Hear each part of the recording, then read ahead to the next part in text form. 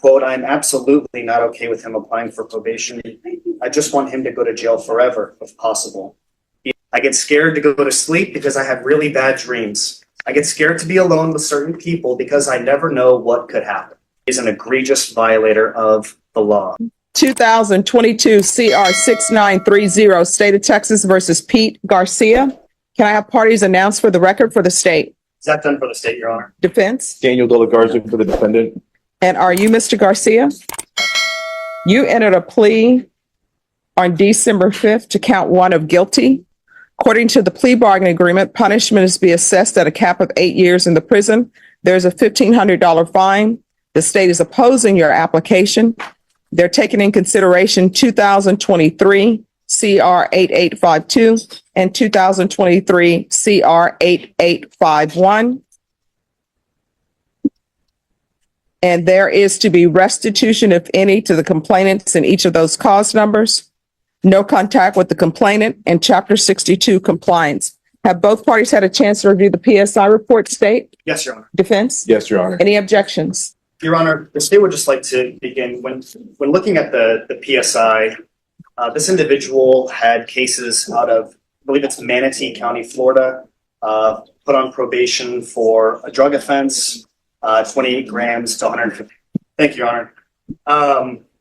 This individual was placed on probation on 2 different occasions out of Manatee County, Florida, once in 2006 for 28 grams to 150 kilograms of cocaine charge. Also 2007 out of Manatee County, Florida for use of investment proceeds from racketeering. That's 2 separate instances of probation outside of the state of Texas. Within the state, within Barrett County, there was this individual was transferred to TDC and sentenced in 2019 with tampering of a government record. Also 2019, unauthorized use of a motor-propelled vehicle. Again, sentenced, transferred to TDC on both of those. The victim in the credit card abuse case said in the PSI, quote, "I'm not okay with probation. I want him to do time. I'm sure he will do it to someone else. I don't think probation is the solution. He will do it again. He will do this to someone else." The victim in the fraudulent use or possession of an ID case said, quote, "I'm absolutely not okay with him applying for probation. I just want him to go to jail forever, if possible. He is an egregious violator of the law." So that's with respect to those 2 cases, Your Honor, that were taken into consideration. And the instant case, the indecency with a contact, as is mentioned in the STIPs, a short 2 or 3 sentences from the report. Juvenile Jalissa Leone told her mother that Pete Garcia fondled her breast and nipples on 10 separate occasions. She stated the incidents occurred while Pete Garcia resided at the residence. Juvenile Jalissa Leone did tell one of the interviewers that it never went further than that, but that Pete Garcia told her, quote, "Don't tell your mother," when the incidents occurred. Your Honor, in the PSI, this would be victim number 3, Your Honor, again, with respect to the indecency. When questioned, that victim said, if you just give the state one quick moment, Your Honor. Again, victim Jalissa Leone said, quote, "I want him to take some accountability. I don't want probation for him. I suffer from really bad PTSD now because of this incident. I get scared to go to sleep because I have really bad dreams. I get scared to be alone with certain people because I never know what could happen."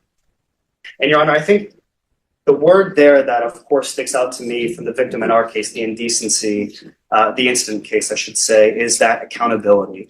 And to kind of in summation, if you will, Your Honor, the final point is when the defendant, speaking to the accountability, when the defendant was questioned about why he feels he should be granted probation, he told them, quote, "I need to continue with the life I was living."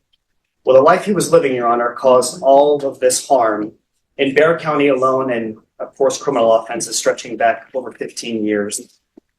When asked, the defendant said, quote, "I don't want to talk about this right now. I wasn't consuming alcohol or drugs on the date of offense."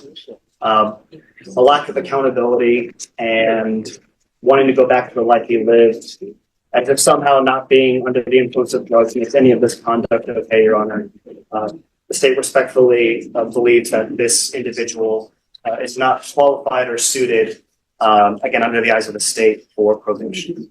You want to tell the judge that you're sorry? Here's the thing, before you begin, if you want to testify, you're going to be placed under oath and the state will have a chance to cross-examine. So do you wish to testify? All right. Can you raise your right hand? Excuse me, person in the black jacket. The person in the black jacket, they need to be excused from the courtroom. They're talking to someone in the box. Can you raise your right hand? Do you solemnly swear or affirm the testimony you give will be the truth and nothing but the truth, so help you God? Yes, Your Honor, I do. Well, hold on. I'm gonna ask you some questions, all right? So first off, you know that you've pleaded guilty to the indecency case, right? Yes. And then you've taken responsibility also for the credit card theft and the fraud cases, right? For lack of a better term. Yes, come 100%. I just want to pay back the restitution. I'm sorry, you need to speak up. I just want to give a chance to pay back the restitution, Your Honor. The last 3 years of my life, for once, I have a good paying job.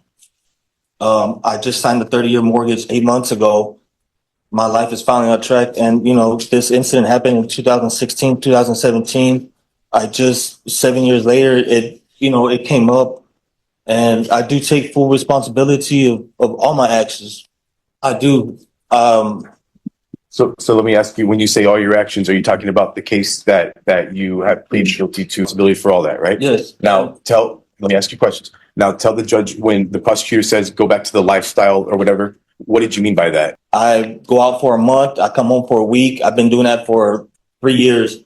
I finally, like I said, you're on normal life. Now let me ask you, who is your spouse? Jasmine Manion, Is she here today? yes. I'm going to point out for Your Honor. Sure. Right there in the Under Armour shirt, waving her hand. Okay. And then if you were granted probation, is that where you would go back to live?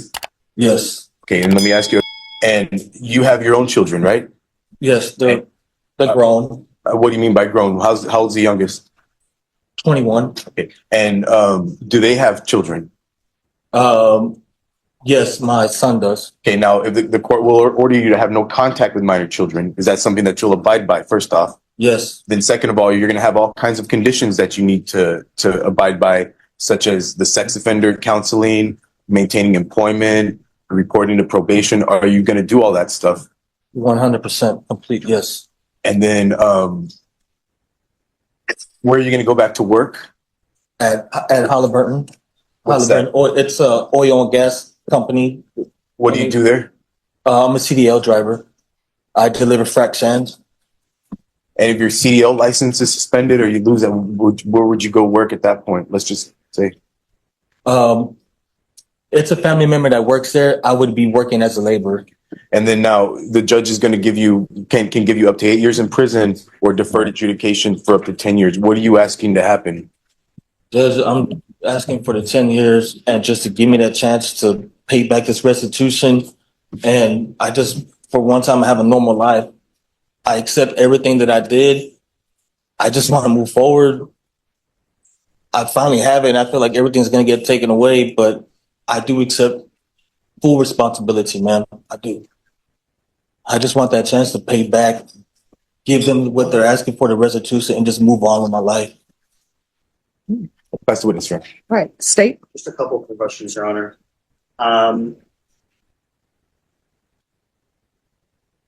Were you aware that when the complainant first outcried, the reason the outcry happened when it did is because she was having frequent and violent. Were you aware of that? No, I have had no contact with them in going on 8 years.